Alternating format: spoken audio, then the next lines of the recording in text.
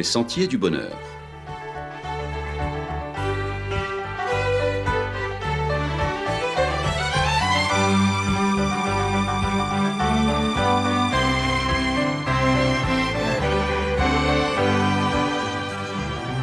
Une émission qui vous apporte un message d'espérance, de paix, de joie et de confiance. Chers amis auditeurs, bonjour. Une histoire de seins nus. Nous assistons, il faut le reconnaître, à un retournement, à un mouvement inverse du balancier de l'histoire en ce qui concerne le statut de la femme. Tout au long de l'histoire des sociétés, le plus souvent marquée par la présence du mal et l'exaction du mal, avec accent circonflexe, je vous prie, la femme a été dominée, assujettie, étouffée, écrasée sous le couvercle pesant d'un patriarcat implacable. Les femmes bouillonnaient de révolte, mais le système patriarcal dominateur était bien hermétique, bien rodé et bien verrouillé. Au niveau du langage, de l'iconographie, du récit historique, le masculin l'emporte sur le féminin. C'est la femme, objet de rivalité, qui est perçue comme étant à l'origine de bien des duels meurtriers entre mâles concupiscents et jaloux, et à l'origine de bien des guerres. C'est la femme fatale à qui l'on dit « sois belle et tais-toi ». C'est la femme maîtresse d'un soir perchée sur ses talons aiguilles, tout à la fois dominatrice et fragile sur ses talons hauts. C'est la femme réduite à n'être qu'un ventre, qu'une matrice, qu'un utérus, se devant d'être une bonne reproductrice pleinement féconde. C'est la femme faire valoir, trophée du mal, arborée comme une fleur à la boutonnière du costard des hommes influents et souvent ventripotents. Il est vrai que les hommes avaient su, par leur force physique, imposer leurs lois et leurs désirs à ce troupeau de femelles. Mais c'était sans compter sur cette autre force d'un autre calibre qui fait l'apanage du sexe si longtemps considéré bien inconsidérément et imprudemment comme le sexe faible. Force subtile et efficace, celle de la ruse, de la malice, de la manipulation, de la stratégie, des intrigues. Cette force et cette arme massive, arme fatale et violente, celle de la séduction. À celui qui avait imprudemment revendiqué et fanfaronné « Je suis le chef », ne lui avait-elle pas répondu perfidement « Ah bon, tu penses être le chef? Tu penses être la tête? J'en suis fort aise, mais c'est moi, le cou, qui fait tourner les têtes. » Il est vrai que les traités s'étaient signés en grande pompe entre mâles vaniteux et conquérants. Mais c'est souvent dans la tiédeur de l'alcôve et sur l'oreiller que se décida le sort du monde. En tout cas, ne dit-on pas des affranchis antillais qu'ils ont dû leur retour en esclavage au caprice de l'intrigante égérie Joséphine, qui avait l'oreille et prit d'assaut le cœur de Napoléon Bonaparte? Pensons à ces Amazones, ces guerrières farouches qui se coupaient un sein pour mieux tirer à l'arc.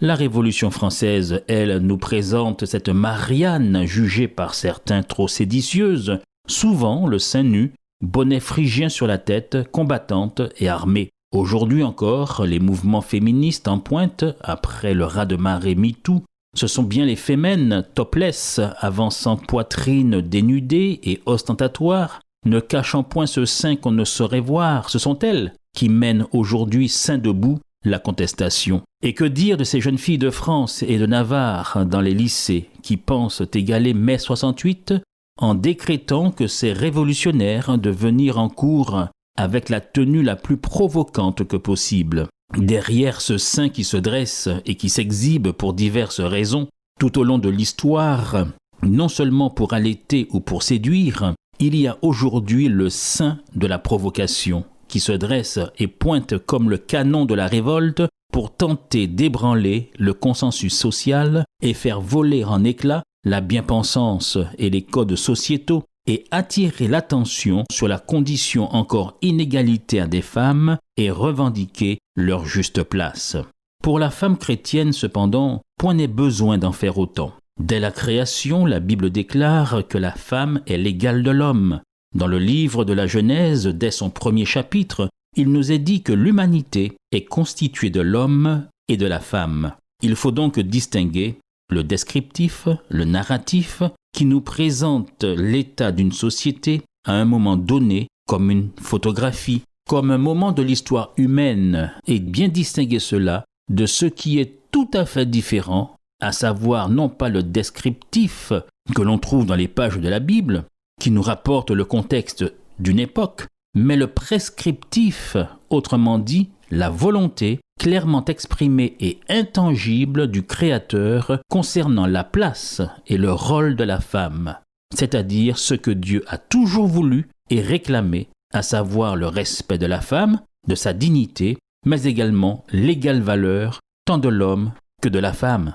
Chaque fois que Dieu s'exprime concernant la femme, c'est toujours pour apporter un correctif, un redressement, un changement, une amélioration dans la situation de la femme. Pensons aux lois bonnes données à Moïse, lois très en avance dans un monde, dans une société où il n'y avait ni RSA, ni retraite, ni prévoyance vieillesse, ni congé maladie, ni congé payé, ni aucune indemnité compensatoire. Dans le projet divin de la création de l'humanité, est posée l'égalité de l'homme et de la femme, et ce Dieu créateur constamment rappelle sa sollicitude, sa compassion, sa bonté envers tous les exploités, envers tous les plus faibles, les plus démunis, et une tendresse toute particulière à l'endroit des femmes. Considérons comment il traite les femmes dans les évangiles. Une femme qui connaît Dieu, ce Dieu d'amour et de justice, et qui craint Dieu, n'a nullement besoin de hisser son soutien-gorge comme on hisse la voile au mât ou comme drapeau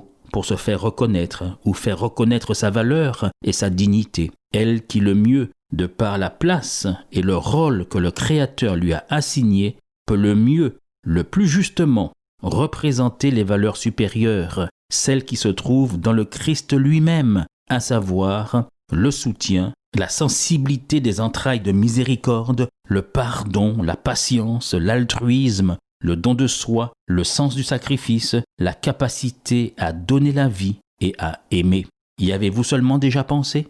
Que de valeur la femme apporte ainsi à l'humanité? Quelle contribution pour l'humanisation de la société? Voilà pourquoi la femme doit se respecter et pourquoi on se doit de la respecter. Parce qu'il y a de quoi remercier Dieu pour la place et le rôle inestimable que la femme est appelée à jouer dans la société. Sa reconnaissance, sa valeur viendront non de l'exposition de sa poitrine arrogante, pastété douboute s'épouvantant, constataient résignés et fatalistes nos matrones et nos grand-mères. Sa dignité ne viendra pas non plus de ses seins nus, pointés avec arrogance comme des obus dissuasifs, pour plaider sa cause et celle de ses sœurs, mais sa dignité en tant que femme chrétienne ne sera que plus manifeste quand elle se revêtira de ses plus beaux atours, ceux qui conviennent à la femme qui craint Dieu, selon l'apôtre Pierre, tel qu'il le dit dans sa première épître au chapitre 3. Ayez non cette parure extérieure qui consiste dans les cheveux tressés, les ornements d'or ou les habits qu'on revêt, mais la parure intérieure est cachée dans le cœur, la pureté incorruptible d'un esprit doux et paisible qui est d'un grand prix devant Dieu. Ainsi se paraient autrefois les saintes femmes qui espéraient en Dieu. Si nous traduisons littéralement, alors loin de la bravade des seins nus, loin du topless revendicatif, nous pouvons traduire selon l'original grec elpisousai eis theon eskosmoun eotas, et le verbe kosmeo, d'où l'on a tiré le mot cosmétique. Donc on peut traduire elpisousai eis theon eskosmoun eotas de la manière suivante: ainsi se cosmestiquaient, s'ornaient, s'apprêtaient, se toilettaient les saintes femmes d'autrefois. Chez l'apôtre Paul, ce terme kosmios signifie bien arrangé, convenable, honorable. Puissions-nous y réfléchir? Chers jeunes, ne vous laissez pas manipuler, instrumentaliser et embrigader, et amener à adopter des modes vestimentaires ou des formes de revendication qui n'apporteront rien à la construction de votre dignité, de votre estime de soi, et en tant que femme, à votre respect. Mais soyez à la recherche d'une tenue bien plus que républicaine, celle qui fait tant débat en ce moment, mais soyez à la recherche d'une tenue inspirée par la sagesse divine, de celui qui vous a donné votre valeur inestimable en tant que femme. Soyez à la recherche du cosmétique 100% naturel, 100% spirituel, tel celui rappelé par l'apôtre Pierre et l'apôtre Paul. Et à la semaine prochaine, chers amis auditeurs. Qui peut peut trouver une femme vertueuse. Elle a bien plus de valeur que toutes les perles. Le cœur de son mari attaché à elle est rempli de confiance. Femme forte, femme de courage, joyeuse même dans la galère. Elle réveille le jour pour nourrir sa maison. Elle travaille pour les siens. Elle soutient l'orphelin. Femme, femme, dis-moi ton secret. Ta force, ta bonté, ta sagesse, d'où te viennent-elles? Femme, femme, dis-moi ton secret. Ta force, ta bonté, ta sagesse, d'où te viennent-elles? Ce que femme veut, elle obtient. Elle se bat pour une cause fière. Pendant la nuit, sa lampe ne s'éteint. Ses rêves et ses larmes sont une prière. Que serait son mari sans elle? À la fois intellectuel et manuel, ses regards pour ses enfants qui la chérissent tendrement. Femme, femme, dis-moi ton secret. Ta force, ta bonté, ta sagesse, d'où te viennent-elles? Femme, femme, dis-moi ton secret. Ta force, ta bonté, ta sagesse, d'où te viennent-elles? La douceur d'une femme peut tromper, insuffisante est sa beauté. La femme qui craint l'Éternel est celle qui sera louée.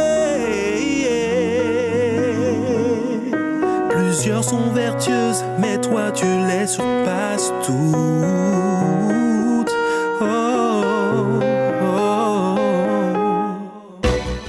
C'était votre émission hebdomadaire Les Sentiers du Bonheur, un programme présenté par l'Église adventiste du 7e jour. Aimeriez-vous lire le texte de la causerie d'aujourd'hui? Demandez-le. Il vous sera envoyé gracieusement. Nous tenons également à votre disposition notre cours de Bible gratuit par correspondance. Nous le recommandons vivement à tous nos auditeurs. Écrivez-nous aujourd'hui même. Voici notre adresse. Boîte postale 50 97 282, Le Lamentin, CEDEX 2. Nous nous réjouissons à la pensée de vous retrouver à l'écoute la semaine prochaine à la même heure. À bientôt.